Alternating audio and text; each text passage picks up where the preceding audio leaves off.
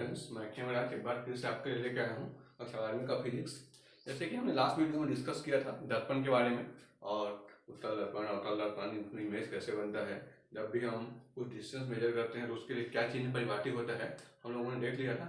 आज हम लोग देखने वाले हैं उत्तल दर्पण और अवतल दर्पण दोनों के लिए इंपॉर्टेंट फार्मूला कि उसके फोकस दूरी और वक्रता त्रिज्या में आपस में क्या संबंध है। उत्तल के लिए भी और अवतल के लिए भी हम लोग इन दोनों में आपस में रिलेशन देखने वाले हैं। तो हमारा टॉपिक हो जाएगा फोकस दूरी और वक्रता त्रिज्या में संबंध। ठीक है, तो सबसे पहले मैं बात करता हूं किसका, अवतल दर्पण का। अवतल दर्पण, मान लीजिए मेरे पास यहाँ पे अवतल दर्पण है,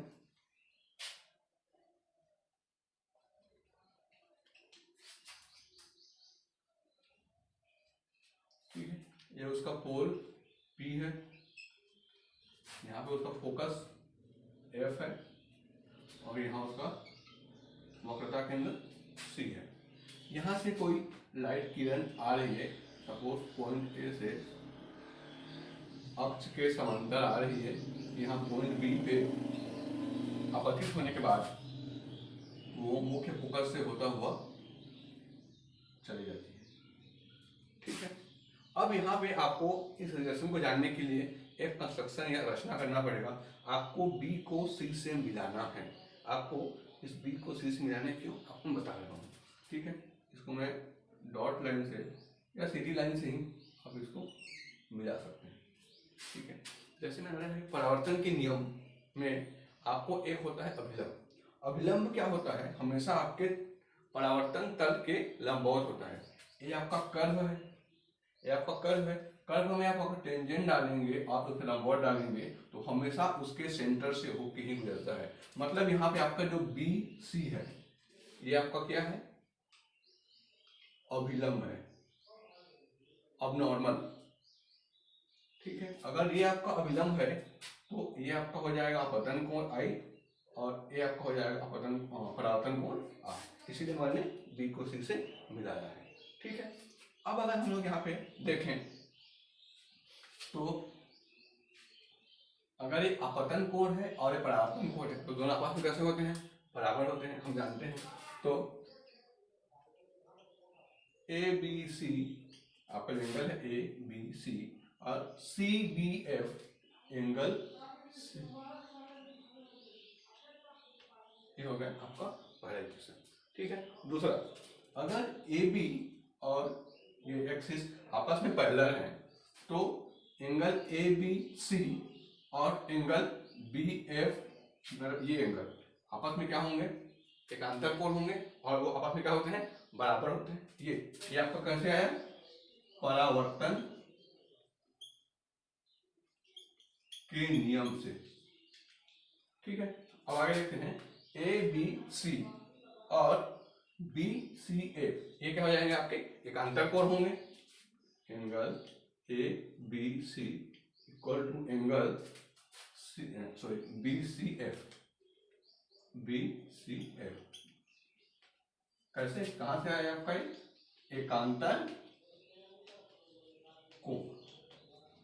ठीक है, अब मैं इक्वेशन 1 और 2 को देखूं तो दोनों का लेफ्ट साइड इक्वल है, आपका राइट साइड क्या हो जाएगा, इक्वल हो जाएगा। मतलब इक्वेशन 1 व 2 से क्या हो जाएगा, angle CBF equal to angle BCF। ठीक है, मतलब आपका ये कोण और ये कोण बराबर होगा। ठीक है, बहुत सही। इसको मैं क्वेश्चन नंबर 3 ले लेता हूं। अगर किसी त्रिभुज में दो कोण बराबर हैं तो उनके सामने की भुजाएं भी बराबर होती है। ये आपका कक्षा 10 में पढ़ा होगा मैथ्स का, ये आपका प्रमेय है।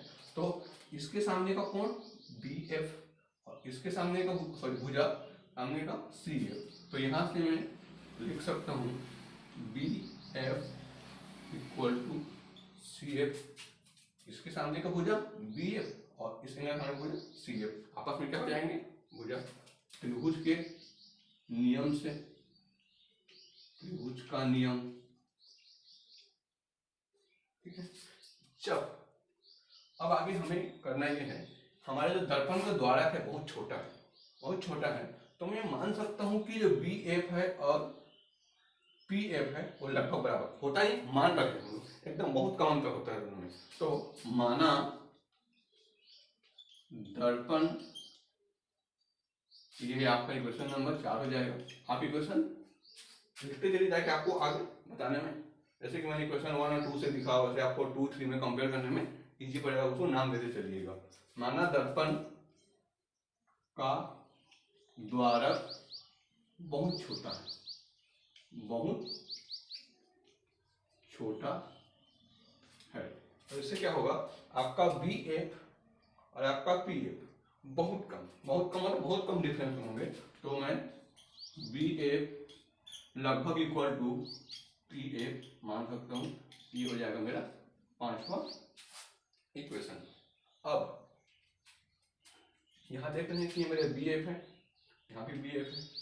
इक्वेशन 4 और 5 से अगर आपका लेफ्ट साइड इक्वल है तो आप राइट साइड को भी क्या है, इक्वल कर सकते हैं, मतलब C F equal to P F हो जाएगा, ठीक है। इसको मैं यहाँ लिख देता हूँ मैं, समीकरण 4 व 5 से आप देख रहे हैं दोनों का लेफ्ट साइड इक्वल है, तो राइट क्या हो जाएगा, equal C F equal to P F, ठीक है। अब ये देखिए सी एफ यहाँ से यहाँ की दूरी, ये क्या है, ये कुछ नहीं है। पी एफ ये, हाँ ये आपका फोकस है। क्यों, आपका मैंने बताया था हर चीज जो है हम कहाँ से नापते हैं, पोल से नापते हैं। पोल से नापूंगा मैं, यहाँ से यहाँ तक जाऊंगा, हाँ मुझे फोकस मिल गया। लेकिन सी एफ यहाँ से ना मैं नाप सकता हूँ ना यहाँ से नाप सकता हूँ, तो मुझे क्या करना पड़ेगा, मुझे सी एफ को पोल से नापने के लिए कुछ जुगाड़ लगाना पड़ेगा। तो मुझे इस वैल्यू पे अगर मैं ये वैल्यू जोड़ दूँ तो मैं पूरा नाप सकता हूँ, बिल्कुल नाप सकता हूँ, मतलब इसमें मुझे पी एफ जोड़ना पड़ेगा।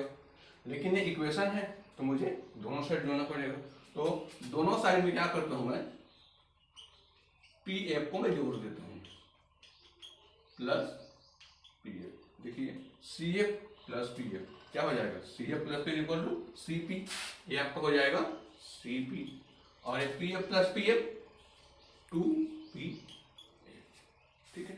सी पी क्या चीज है, सी से पी आपका रेडियस है और पी से आपका फोकस है, मिल गया आपको। ये हो जाए, ये आपका रेडियस का वैल्यू है और ये आपका फोकस का वैल्यू है, ठीक है।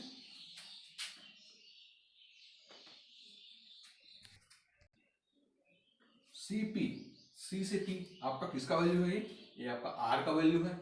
लेकिन आप एक ऐसा है पोल से लेफ्ट साइड की ओर जा रहे हो, तो मैंने जैसे बताया था अपने पिछले वीडियो में कि जब भी पोल से लेफ्ट की ओर जाते हैं क्या होता है, वो माइनस साइन के साथ यूज करते हैं, ठीक है। 2 पी एफ, पी से एफ क्या है आपका फोकस है, लेकिन ये भी आप कैसे जा रहे हैं, लेफ्ट साइड जा रहे हैं, तो ये हो जाएगा माइनस एफ। लेकिन दोनों साइड से आप माइनस को कैंसिल आउट कर सकते हो, तो बचेगा आपका are equal to 2f, small को करते हैं, या फिर f equal to R by 2। यही हमारा क्या होता है, फोकस दूरी और वक्रता त्रिज्या में संबंध होता है। हमने देखा है अवतल दर्पण के लिए। अब देखेंगे हम लोग किसके लिए, उत्तल दर्पण के लिए, क्या ये सेम होता है अलग होता है, हम लोग उत्तल दर्पण के लिए सॉल्व करके देखेंगे अभी। अब देखते हैं हम लोग उत्तल दर्पण के लिए।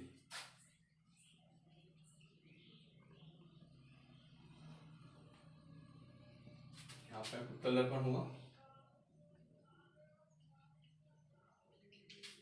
ये उसका मुख्य अक्ष, आपका पोल, यहाँ होगा आपका फोकस और यहाँ उसका वक्रता केंद्र, ठीक है। मान लीजिए किसी पॉइंट ए से आपका प्रकाश किरण आ रहा है और पॉइंट बी पे यहाँ पे टकरा रहा है, ठीक है। अब ये परावर्तन के बाद एक फोकस से जाता हुआ आपको प्रतीत होगा।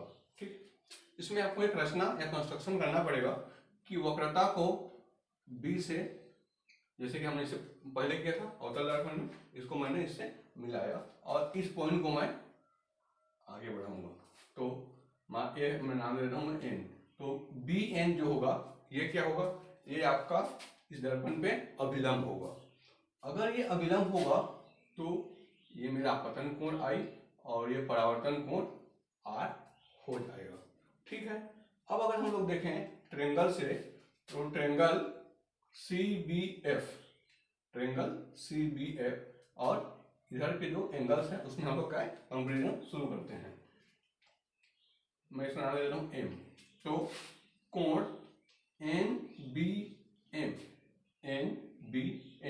और आपका कोण एफ बी सी बराबर होंगे कोण एफ बी सी। क्यों? क्योंकि ये आपस में शीर्षाभिमुख कोण है, शीर्षाभिमुख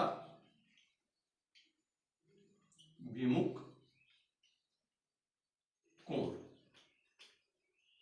ठीक है, अब इसको इक्वेशन नंबर 1 मान लीजिए। अब आगे देखते हैं, अगर एक्सिस आपका जो एक्स वाई है और आपका ए बी आपस में अगर पैरेलल है तो ये वाला कोण और आपका ये वाला कोण आपस में क्या होगा, बराबर होगा। कैसे? Angle A B N equal to P F B, angle P F B संगत कोण। दो पैरेलल लाइन को अगर एक लाइन काटे तो ये दोनों कोण संगत कोण कहलाते हैं और ये आपस में क्या होंगे, बराबर होंगे। संगत कोण की नियम से। ये आपका दूसरा पी सी बी। ठीक है, करेक्शन कर लेंगे पी सी बी। ठीक है, अब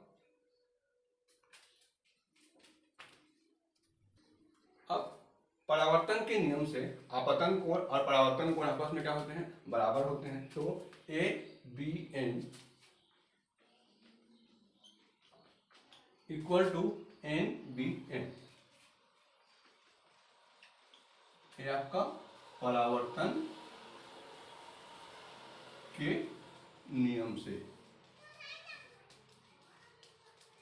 ठीक है, अब अगर हम लोग इसको इक्वेशन नंबर 3 मान लेते हैं, अब देखेंगे कि कहाँ हम उसको कंपेयर कर सकते हैं। ए बी एन दोनों हैं और अगर आपस में ये दोनों बराबर हैं तो मैं पी सी बी और एन बी एम को भी क्या कर सकता हूँ, मैं बराबर कर सकता हूँ। Angle P C B equal to angle N B M. P C B यह कोण, एन बी एम आपका ये कोण। ठीक है, तो ये दोनों के आपस में रूप क्या है।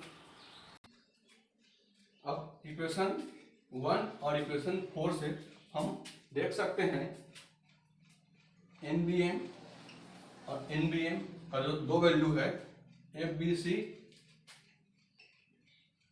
बराबर होगा आपका पी सी बी। ठीक है, मतलब कि एफ बी सी आपका ये कोण और पी सी बी आपका ये कोण आपस में क्या है, बराबर है। और अगर किसी त्रिभुज की दो कोण बराबर हैं तो उसके सम्मुख भुजा, इसका सम्मुख भुजा आपका एफ सी और इसका सम्मुख भुजा आपका बी एफ आपस में क्या होंगे, बराबर होंगे। ठीक है, इसको हम मान लेते हैं इक्वेशन नंबर 5। ये जो एंगल्स हम लोग आपस में इक्वेट कर रहे हैं वो सिर्फ इसलिए ताकि हम इस साइड को इक्वल प्रूव कर सकें, इसीलिए है। ठीक है, और ये कहां से है, हमारा त्रिभुज का नियम।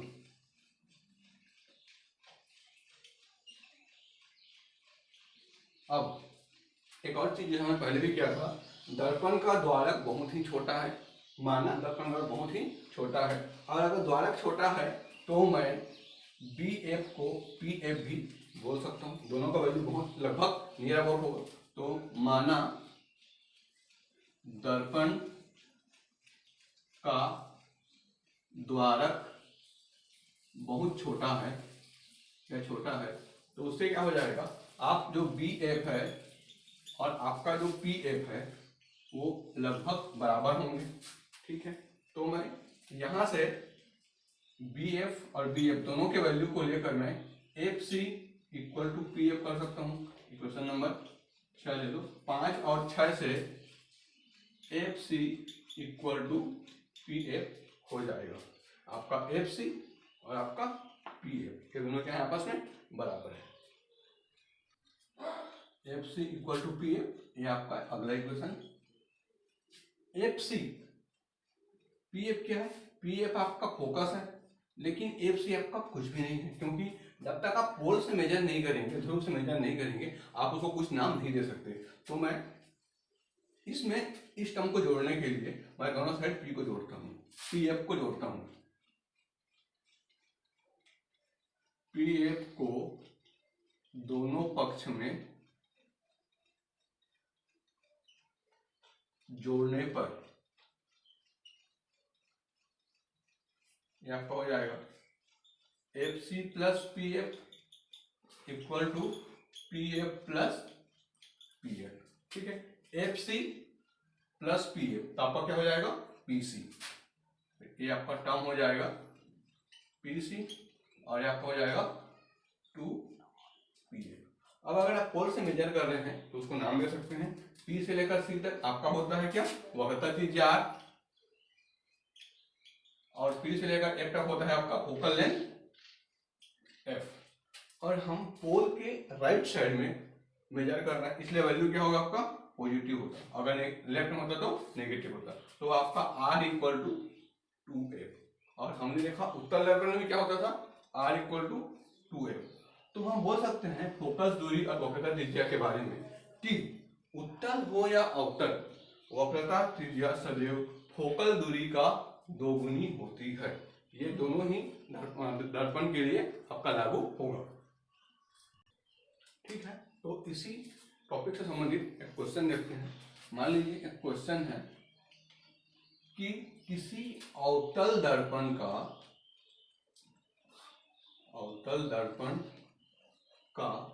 वक्रता त्रिज्या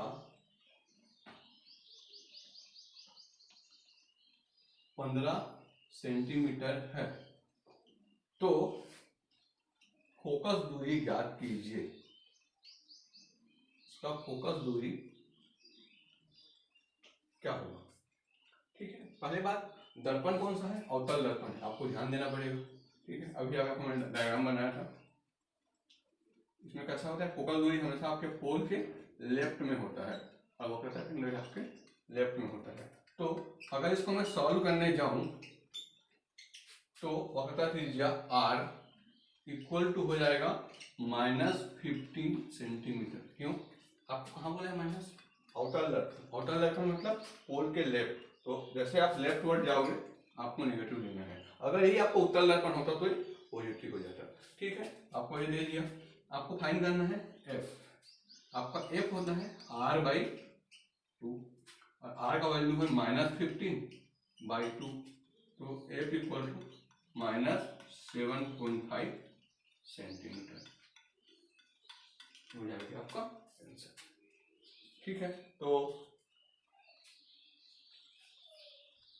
इस वीडियो में इतना ही। हम अगले वीडियो में देखेंगे दर्पण सूत्र। दर्पण सूत्र क्या होता है, आपका फोकस दूरी f और दर्पण से वस्तु की दूरी, आपको वस्तु कहाँ रखा है उसको बोलते हैं u, और आपका वस्तु का इमेज जहां बनेगा दर्पण से आपका इमेज की दूरी भी, इन तीनों में क्या रिलेशन होता है, उत्तल के लिए, अवतल के लिए, वास्तविक प्रतिबिंब के लिए, आभासी के लिए, इससे संबंधित फार्मूले को ही हम दर्पण सूत्र कहते हैं। तो हम हमारे अगले वीडियो में दर्पण सूत्र के बारे में और उसके डेरिवेशन को हम लोग पढ़ने वाले हैं। ठीक, तब तक के लिए थैंक यू।